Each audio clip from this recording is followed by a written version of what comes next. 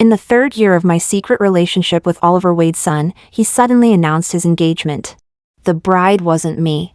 Some insiders felt indignant for me, but Oliver smiled coldly. If you feel sorry for her, why don't you marry her this down and out? Later, when my grandfather was seriously ill and the company was in crisis, I was forced to announce my pregnancy and take over the family business. Miss Como, is the child Mr. Wadeson's? I smiled appropriately at the reporters. The child has nothing to do with Mr. Wadeson. I heard that on that day, Oliver was so furious when he saw me with a slightly bulging belly on TV that he smashed everything in the room. Later, someone photographed the most low-key and mysterious big shot in the capital, coaxing a woman in a busy street. Anthea, the child is almost 1 year old and will soon learn to call daddy. When will you give me a proper status? Ding! webnovel reminds you to click the subscribe button in the bottom right corner to read the complete novel. When I pushed open the private room door, Oliver Wade's son was kneeling on one knee, holding a huge diamond ring to propose. But the proposal was not to me. In front of him was a young lady in a white dress, very beautiful and elegant. She was moved to tears, nodding and crying, "I do." I entered, and Oliver didn't even lift his eyes, focusing on putting the ring on the lady. It wasn't until the lady went to the washroom with her best friend to fix her makeup that Oliver looked at me indifferently. Connie is pure and timid. I put a lot of effort into pursuing her. As for our past, it's best not to let Connie know. And she has already agreed to my proposal. I plan to announce the engagement tomorrow. I had a secret relationship with Oliver for 3 years. Apart from the elders of both families, only a few people in our circle knew the details. As soon as he said this, the few insiders in the private room all looked at me.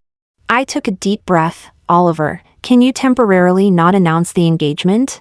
Even if it's just postponed for a month, no, half a month. Oliver laughed, with a faint hint of ridicule in his eyes. Anthea Como, at this point, you're still clinging to me? Oliver, for the sake of our past feelings. Enough! Oliver suddenly smashed the wine glass in front of him with a cold face. During the 3 years, the Wadeson family has at least filled $3 billion of the Como family's deficit. Isn't that enough?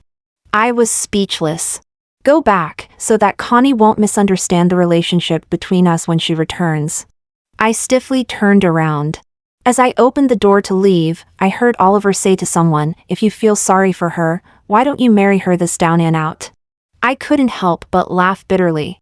The Como family has indeed fallen, especially after my parents passed away. The company almost disintegrated. But Oliver also forgot that it was our fallen Como family that saved his and his grandfather's life years ago. Yet, he only resented the Como family for coercing him with gratitude. He resented me, whom he felt the Como family forced onto him. Oliver and Connie's engagement news quickly spread throughout the capital. Already seriously ill due to my parents' death, my grandfather was directly infuriated into the ICU. While I stayed in the hospital day and night to take care of him, my uncle brought people to storm the company. In the past, with the Wadeson family around, they were afraid to act rashly. Now, with me being an orphan without parents, they naturally had no scruples. In a brief moment of clarity, my grandfather grabbed my hand and said only one thing. "Anthea, the company is your parents' lifetime effort. Even if it's destroyed, it can't fall into the hands of those ambitious wolves." I couldn't help but cry with red eyes. "Don't worry, I already have a plan." My uncle insisted that a girl from the Como family couldn't inherit the business, using this as an excuse to seize everything from the Como family's main branch. But I would never let them succeed. The second week after Oliver announced his engagement, I made the most absurd, yet most important decision of my life. I needed a child to inherit the Como family's business. Because I didn't meet the conditions for IVF, I ultimately chose natural conception. As for the child's father, the butler, who had served my grandfather for a lifetime, placed the final selected information in front of me. "Miss, please take a look." The man's information was very simple, from G-City, took his mother's surname, likely from a single-parent family. His academic background was impressive, indicating high intelligence and good genes. A detailed medical report proved he was in excellent health without any hidden ailments. Most importantly, the face in the photo. It was so handsome it left one in a daze.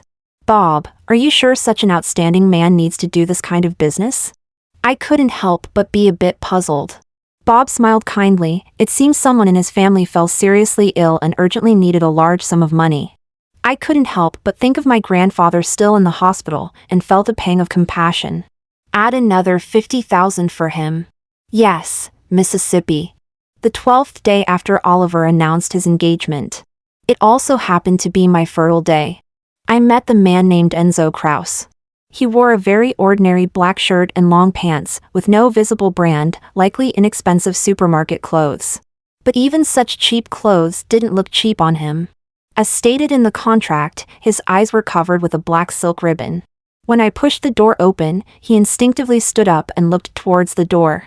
It was then I realized he was very tall, at least 6 feet 2 inches. He had a great physique too, with broad shoulders, a narrow waist, and long legs. Miss?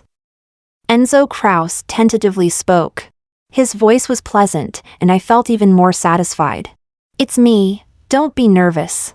I walked forward slowly and patted his arm. His muscles were also great. Did you take a shower? I asked. I did.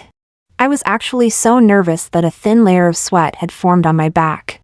But I deliberately acted calm and composed. Then let's begin. Enzo Krause couldn't see me, but I could see him. After I said that sentence, his lips curved slightly. Facing me, through the black cloth, he nodded slightly. All right, Mississippi. His long fingers unbuttoned his shirt one by one. My face instantly turned red. I hurriedly turned around. The rustling sound of clothes stopped. The man's voice, hoarse and sexy, sounded, "Miss, it's done." I forced myself to look relaxed and natural as I turned around. But I suddenly widened my eyes. The long black silk ribbon fell from his neat short hair. His eyebrows were covered by the cloth, making his nose look even more prominent. Miss? Perhaps because I hadn't spoken for a long time, Enzo Krause called softly. He took a step forward, reaching out as if to find someone.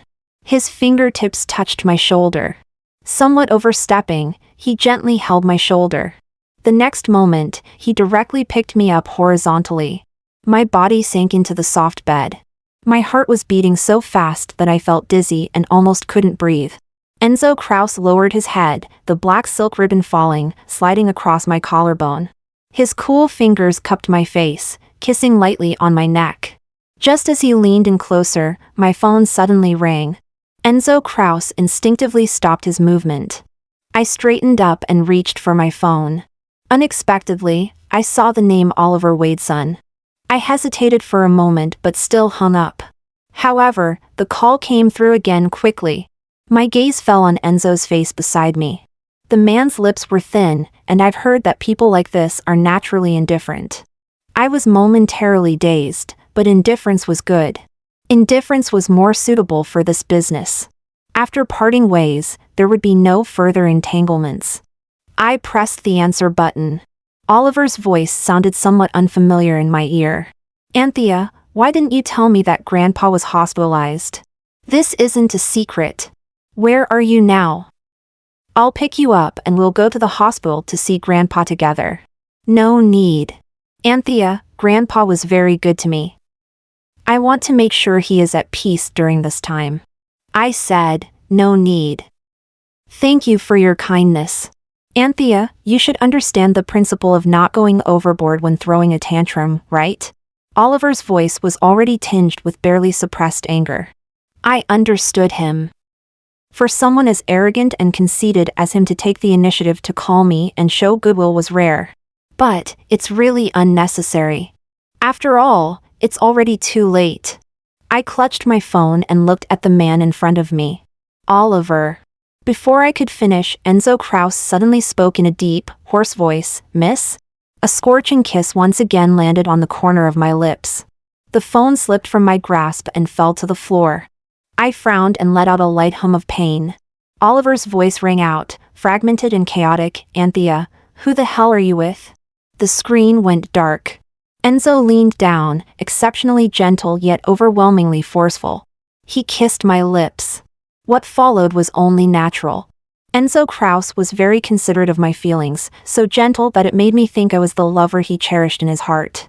In the middle, I had a moment of unconsciousness. So I didn't know. At that moment, Enzo pulled off the silk blindfold covering his eyes. In the dimly lit bedroom, he looked at my face, kissing down from my brow, inch by inch.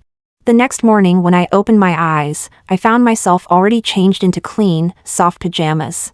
The other side of the bed was empty. As if everything that happened last night was just an illusion. I struggled to get up and wash, and when I went downstairs to have breakfast, Bob told me that Enzo Krause had left last night as per the contract. I sat down at the dining table, thinking about his presumptuousness last night. Thinking about how I lost control and followed him into the abyss. The nape of my neck couldn't help but feel a little hot. Did you give him the money?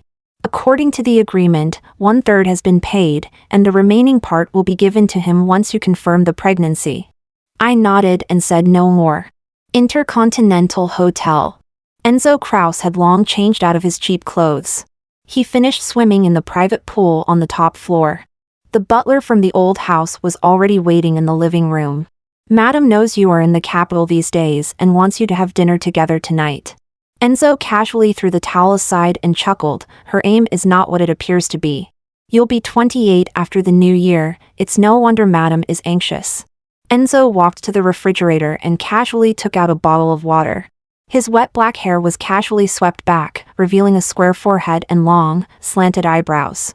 What's the rush? In a few days, she might become a grandmother. Enzo took a sip of water and joked with the butler who had watched him grow up.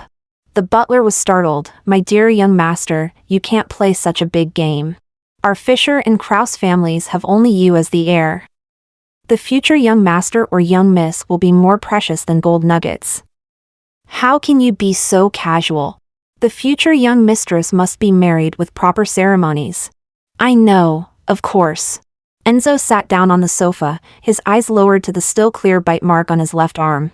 Thinking of that night, a gentle expression gradually spread across his face. Things don't always go as planned. My period was only a day late, but it still came as usual. I came out of the bathroom and sat on the sofa, feeling a bit dejected. The turmoil outside was growing more intense, and Grandpa had fallen into a deep coma. The doctor said he could hold on for at most a month. I called Bob over. Get in touch with Enzo Krause. Next month, let's try again. Yes, Mississippi. I stood up and took a few steps towards the door but then stopped and looked back at Bob. Make sure to explain the rules to him clearly. If it weren't for the fact that I didn't want to face another completely unfamiliar man again, I probably wouldn't seek out Enzo Krause again. After all, that night, he crossed the line more than once. The day before meeting Enzo Krause again, I ran into Oliver Wade's son at a party. To my surprise, he wasn't with his fiancée, Connie. As soon as I saw him from a distance, I looked away. Today was Mrs. Sadaka's birthday, a family friend. I chose to attend because I wanted to reconnect with my parents' old friends. However, it was clear I was being naive. I had long understood the saying out of sight, out of mind. But today's experience made it even more evident. Although my relationship with Oliver was a secret, there are no secrets that time does not reveal. During those 3 years, it was only because of the Wade son family's influence that I had a foothold. But now that Oliver had announced his engagement, I was just an orphan with no support. Who would still look at me kindly? My raised wine glass awkwardly stayed in the air for a long time. It was only then that Mrs. Sadaka seemed to notice me and clinked her glass with mine. But clearly, she had no intention of making small talk. Naturally, I wouldn't embarrass myself. After making the toast, I went to a quiet corner. Being treated so coldly and without face, my mood was utterly terrible. Unknowingly, I drank a few more glasses. I hadn't noticed when Oliver walked over. Anthea Como, he looked at me with his usual superior air. But I no longer tried to cautiously maintain my relationship with him as I did before. Mr. Wade's son, I greeted him coolly and was about to leave.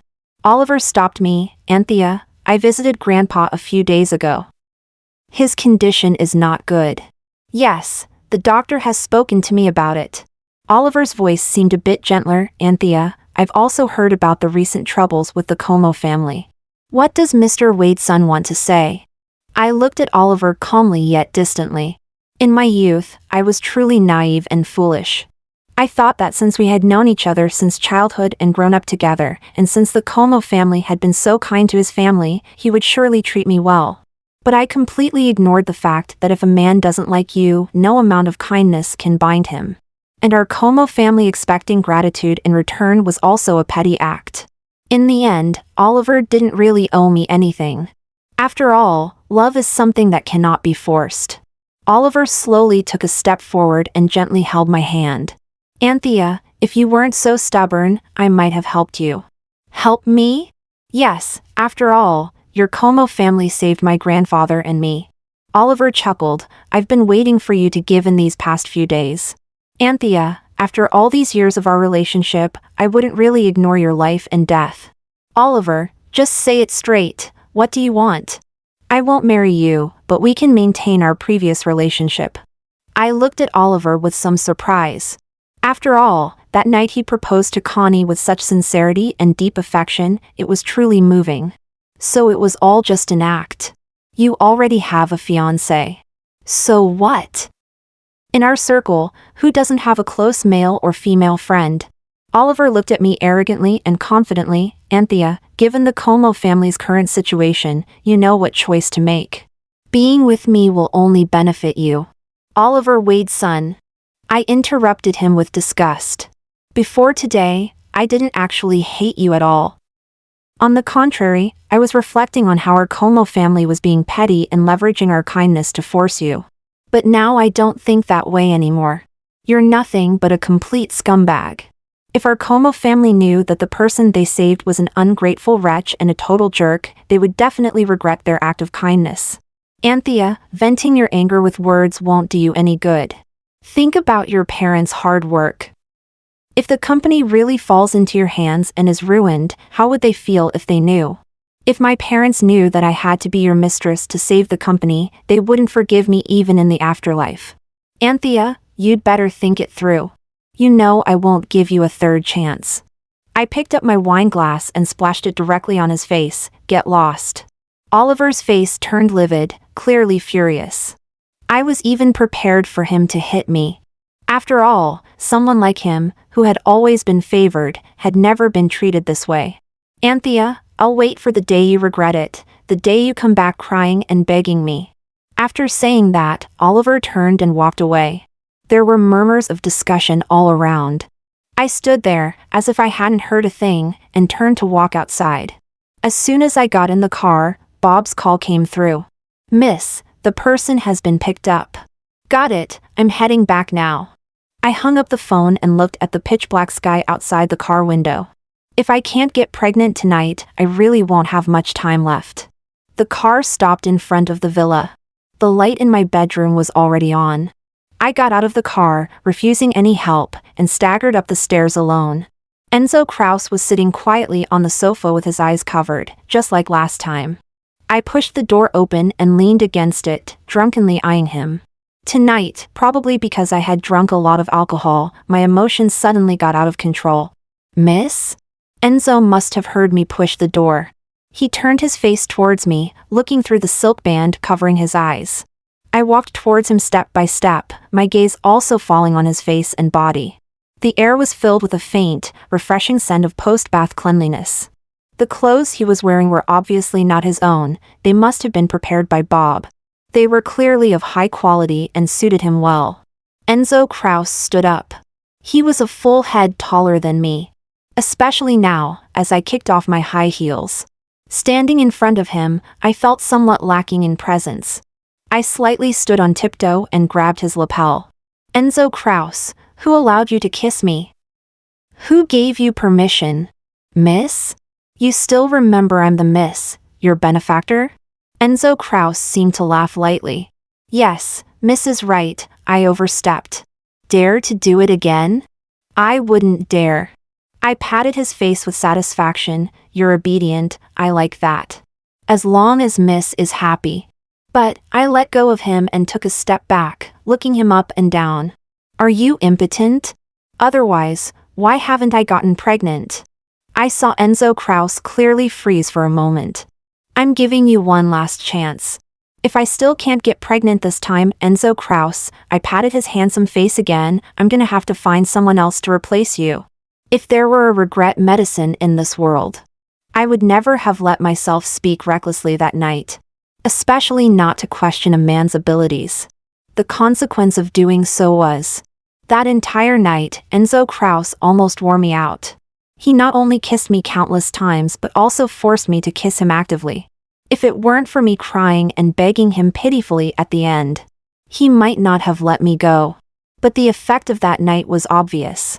Grandpa was announced his critical condition again. When the side branches of the Como family blocked me at the company, forcing me to hand over the company seal, I directly contacted the media and held a press conference. At the press conference, I publicly revealed my pregnancy report and declared that the child would take my Como surname and inherit the business left by my parents. After a brief interview with the reporters, I received a call from Oliver Wade's son. He was obviously furious on the phone, his voice hoarse. Anthea Como, I've never touched you. Where did the child in your belly come from? Is this a scheme you deliberately orchestrated? I could understand Oliver's anger. After all, counting the days, I was 5 weeks pregnant today, and it had only been 3 months since we broke up. Of course, you never touched me, and I never said the child's father was you.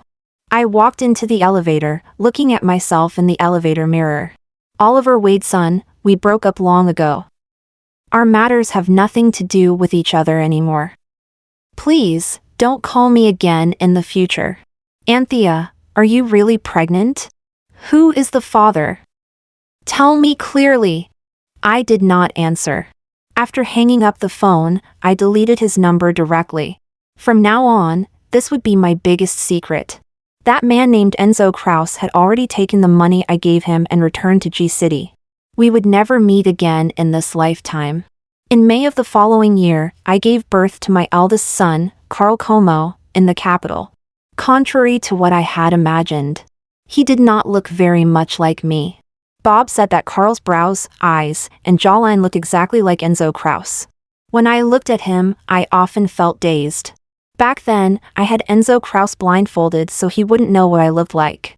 So he wouldn't know my identity. But Bob had seen him. Since he said so, it couldn't be false.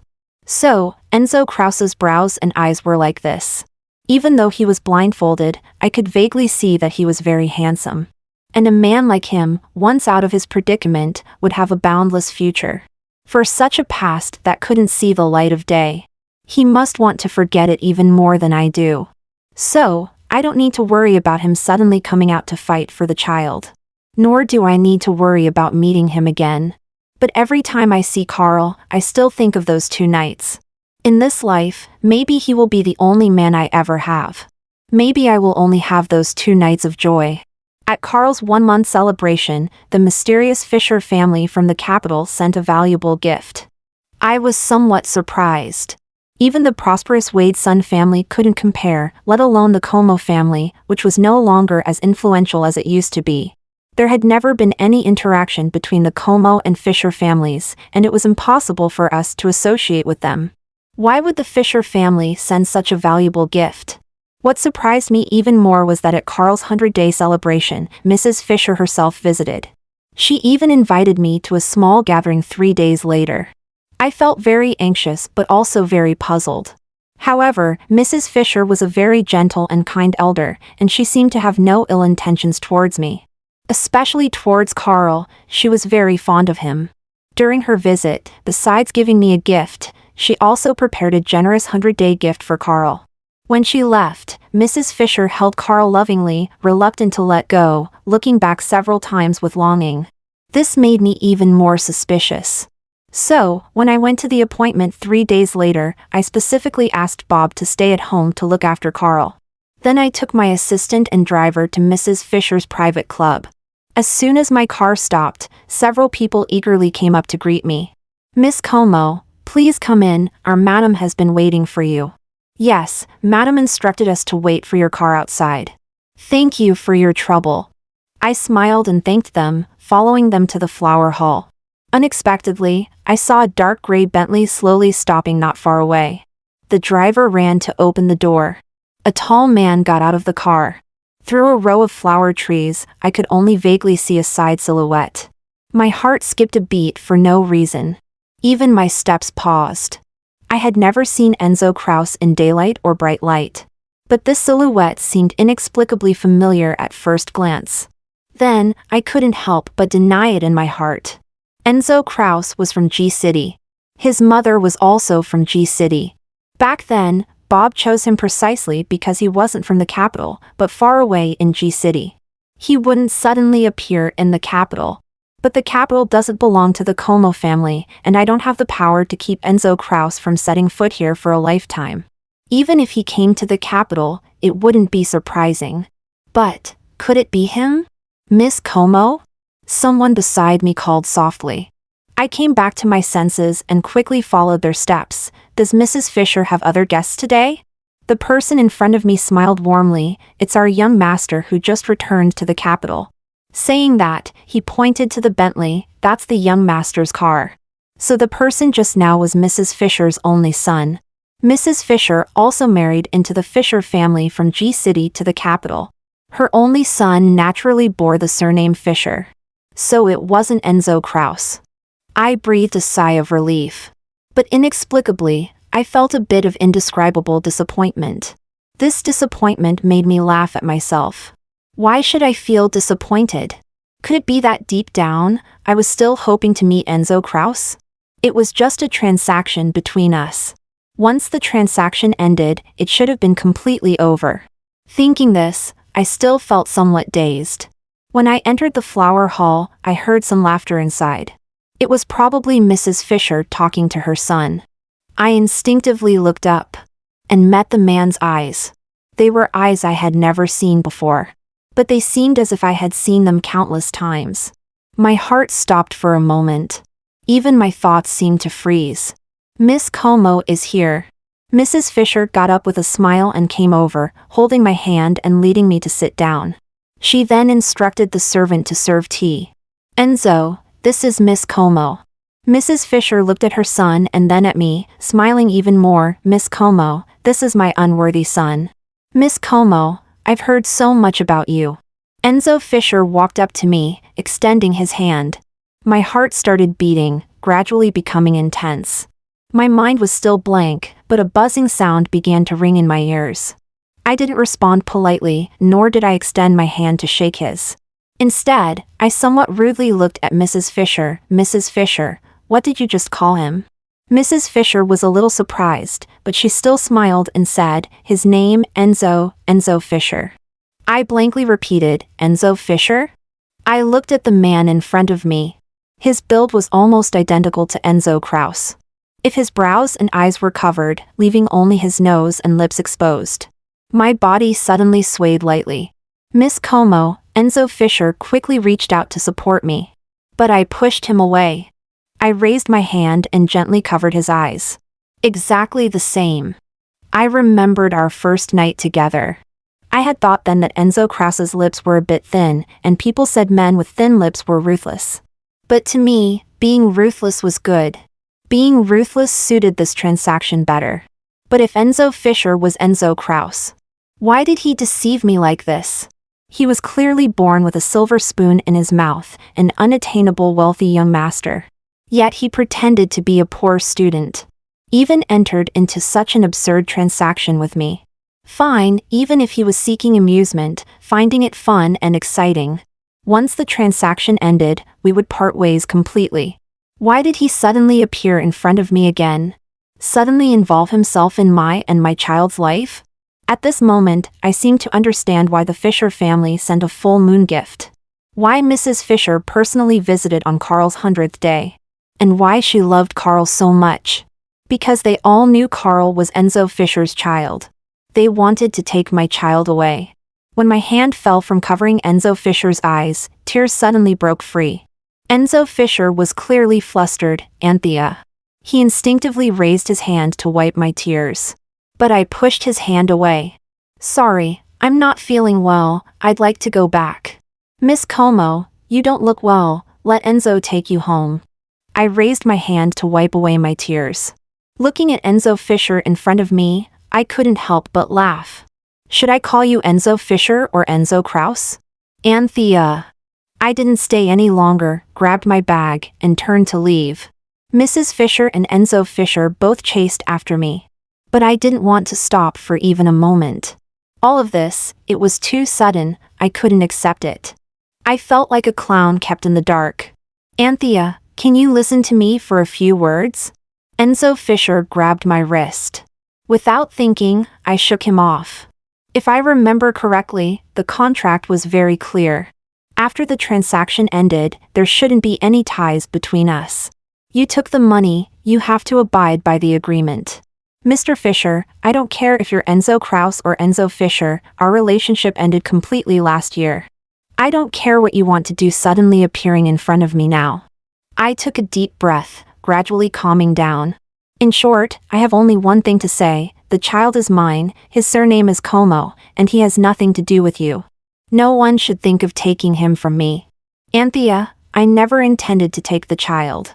Fine, since that's the case, then it's my fault for being suspicious, pretend I didn't say anything. Can I go home now? Maybe my state was really too bad, Enzo Fisher didn't stop me anymore. Mrs. Fisher later called me several times, but I never answered. Enzo Fisher also came to visit the Como family. I didn't see him. Carl grew up day by day, just as Bob said. His eyebrows and eyes looked exactly like Enzo Fisher's. And I also learned some things about Enzo Fisher from Bob. He is the only son of his parents. In both his maternal and paternal families, he is the only child. He has two identities. In G City, he is Enzo Kraus of the Kraus family. In the capital, he is Enzo Fisher of the Fisher family. Actually, it wasn't really deception from the beginning. Enzo Kraus is indeed his real name. But thinking back to those scant memories, I feel embarrassed. He is the only young master of both the Kraus and Fisher families. Back then, I even felt sorry for him, wanting to give him an extra $500,000 as compensation. When he got the money, did he laugh at my foolishness? Sometimes I really can't understand. A person like him, who can have any woman and seek any thrill, why did he choose to toy with me? He said he had no intention of taking the child away. But I wouldn't be naive enough to believe that. Both the Fisher and Kraus families have few descendants. Even if Enzo Fisher doesn't care about the child, the elders of both families might not feel the same. What if they really wanted to fight me for the child? I don't dare to imagine the consequences. Because the consequences are obvious. It would be like an ant trying to stop a carriage. Although I refused to meet with anyone from the Fisher family, Enzo Fisher still silently permeated my life. The Fisher family indeed did not show any intention of fighting me for Carl. On the contrary, the gifts they sent for me and Carl were almost daily and unending. Even if I refused to accept them and shut them out, they still persisted. Sometimes even Bob would try to persuade me. He said, for a family like the Fishers to lower themselves in this way is truly rare. When he said that, Enzo Fisher was waiting downstairs. The capital September was still unbearably hot. It was almost noon, and the sun was scorching. Enzo's forehead was sweaty, his suit jacket draped over his arm, and the back of his shirt was soaked. Miss, I always feel that the Fisher family doesn't have any underhanded thoughts. And this Mr. Fisher, he doesn't seem like a bad person either. Bob looked downstairs, seeming a bit sympathetic. Miss, you've seen it yourself over the past month. Honestly, with Mr. Fisher's background, if he really wanted to do something, why would he go through so much trouble? I couldn't help but look downstairs. Enzo had been standing there for almost 2 hours. The heat was still intense. If something really happened to him. Thinking of Carl, thinking of his identical eyebrows and eyes. In the end, I softened. Invite him in and ask the kitchen to prepare some cooling tea. I spoke gently, my gaze falling on Enzo's handsome and dignified face. After a while, I finally looked away. I'll go down later and have a good talk with him. Bob happily went downstairs while I sat upstairs for a moment. I changed into a dress and went down. Enzo was sitting in the living room drinking tea. When he saw me coming down, he put down his teacup and stood up. Miss Como. I asked the servants to leave and got straight to the point. Mr. Fisher, let's have a good talk today. What exactly do you and Mrs. Fisher want with all this? Enzo looked at me without speaking for a long time. I could hear the ticking of the wall clock. Outside, the birds in the cage under the eaves occasionally chirped lazily. In the distance, it seemed like Carl was crying, but then it stopped, and everything was silent. The air conditioning was on in the house, but I felt a mess inside, unbearably restless. Just when I couldn't stand it anymore and was about to ask him to leave again, Enzo suddenly spoke. Miss Como, I want to marry you, in a formal ceremony, with a grand procession. I was stunned. The teacup in my hand almost fell to the ground. But Enzo continued, Miss Como, this idea is not a spur of the moment, nor a decision made after weighing the pros and cons. Then what is it? Enzo smiled faintly. Anthea, do you remember, 20 years ago, you and Mr. Como saved some people at sea? Of course, I remember, but I was only a few years old at the time. Later, Grandpa often talked about it, so I remember it to this day. And Oliver Wade's son and his grandfather were the ones our private yacht rescued.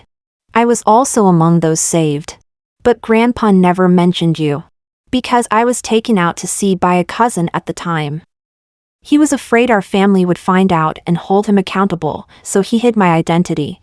I was only 8 years old then, terrified at sea, almost losing my life. In the end, I only remembered that the yacht had a Como character on it.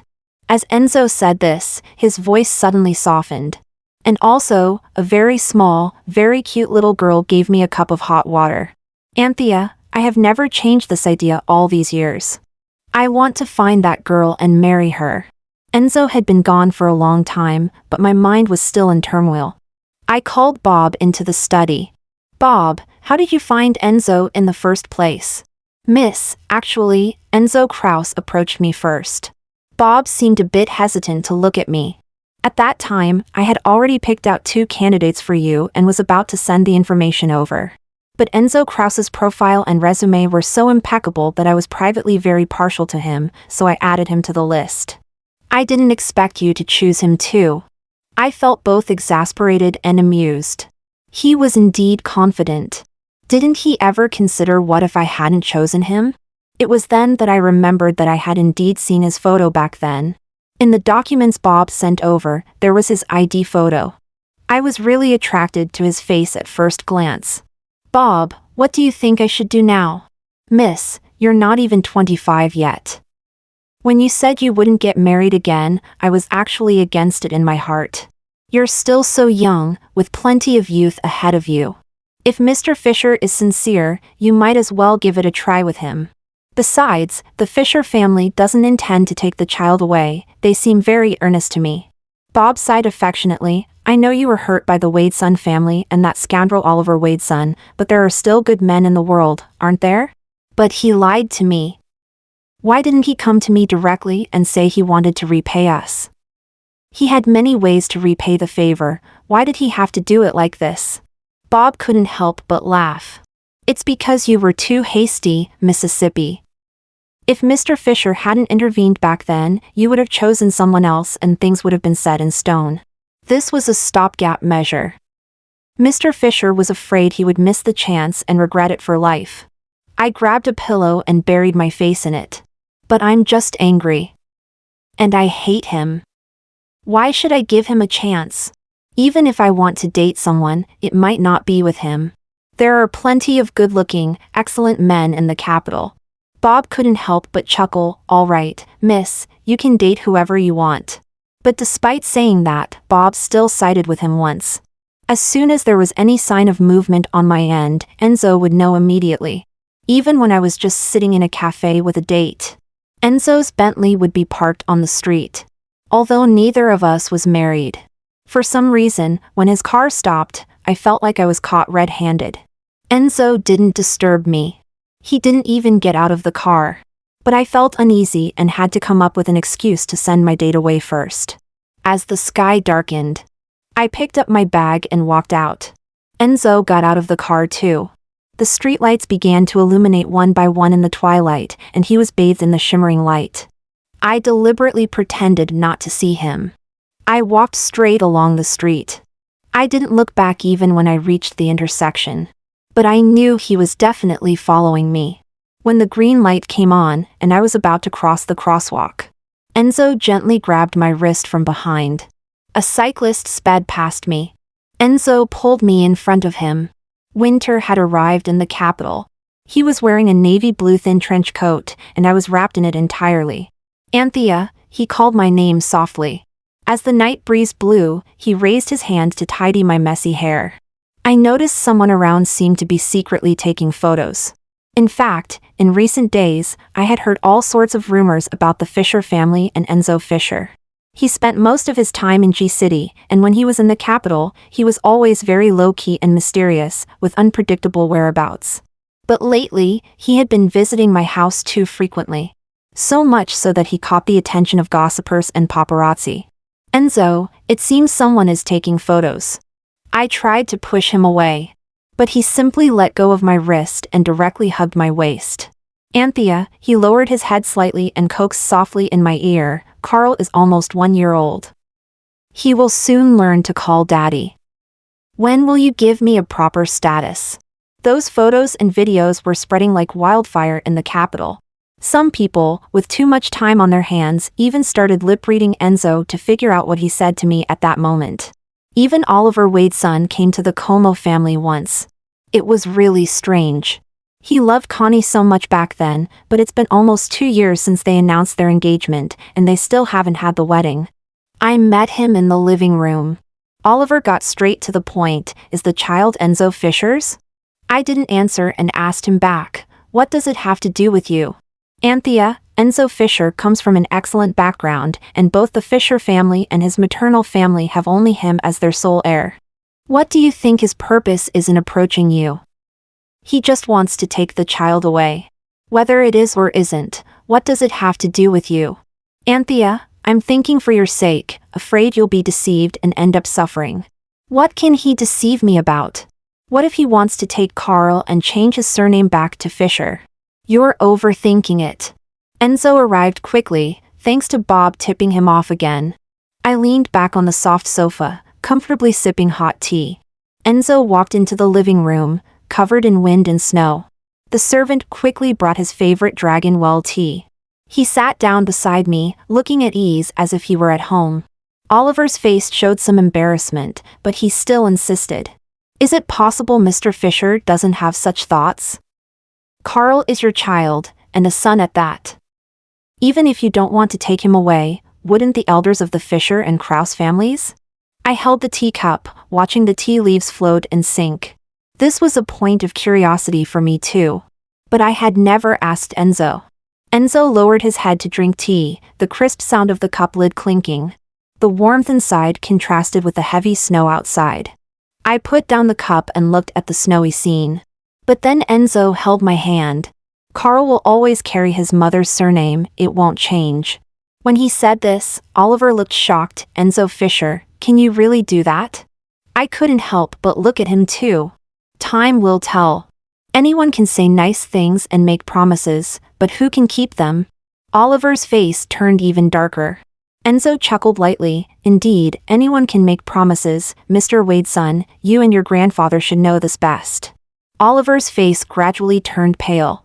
Yes, his grandfather had once promised everything. In the end, it all came to nothing. When Grandpa entrusted me to him, he also promised to take good care of me and help guard the Como family. But in the end, I felt relieved. Finally, at this moment, completely relieved. We hope for returns, so we end up utterly disappointed. When we expect nothing in return, God gives us the best arrangement. For example, he sent Enzo to my side. After my marriage with Enzo was settled, he naturally started staying at the Como house. Still the same bedroom. Still the same tranquil nights. The only difference was, Enzo's face was not covered with a black silk band. We both had a little to drink. A bit tipsy, I pushed him onto the sofa and looked at him seriously for the first time. What are you thinking about? Wondering why you're doing this? A life-saving grace that can't be repaid. Of course, I can only offer myself. Offering yourself is a loss for me, isn't it? Enzo laughed, hugging me and resting his chin on my neck. Anthea, it's my fault. Of course, it's your fault. You don't know how much I disliked you. You don't know how much I love you. Are you really letting Carl take my surname? Of course. What if I don't want to have more children in the future? Then we won't have any. But the Fisher and Kraus families only have you as a child. We have Carl. But his surname is Como. Does it matter? Enzo lowered his head and kissed me lightly. Isn't he still my child? Doesn't he carry the blood of the Fisher and Kraus families? Few people can think so clearly. Everyone cares about different things. I couldn't help but smile, holding his face, just like that night, and asked him, "Have you bathed?" "Yes, Mississippi." "Then, take off your clothes." He also smiled, pulled me up, and then stood up. In the warm house, Enzo raised his hand and unbuttoned his shirt. The hem of his shirt was swiftly pulled out, followed by the belt. But this time I didn't look away. I watched until the end. He coughed lightly, his heated gaze sliding over my face. "Anthea, girls should still be a bit reserved." I laughed and threw myself into his arms. "Are you shy?" Enzo caught me steadily and whispered in my ear, "Miss, this time, can I kiss you?" I didn't answer, but stood on tiptoe